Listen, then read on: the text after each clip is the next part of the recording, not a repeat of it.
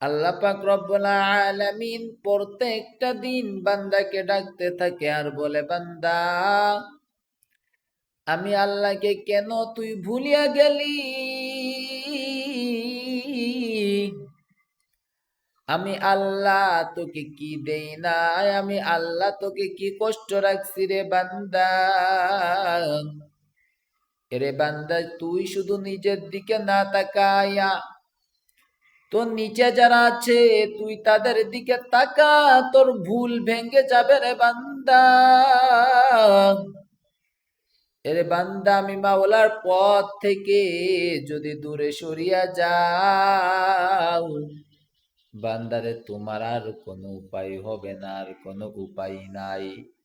এরে বান্দা, তুমি দুনিয়াও পাইলা না, আখিরাতও পাইলা না, কিন্তু বান্দা তুমি যদি আখিরাত পায়া যাও, দুনিয়া যদি একটু কম পাও, বান্দা তোমার খুশ নসিব, তোমার মতো ভাগ্যবান আর কেউ নাই।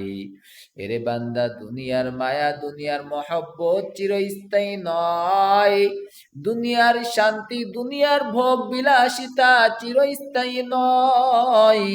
কিন্তু বান্দা, ওই কবরে যখন তুমি যাইবা, কবরের মধ্যে কত হাজার বছর থাকবা তার কোনো ঠিক নাই।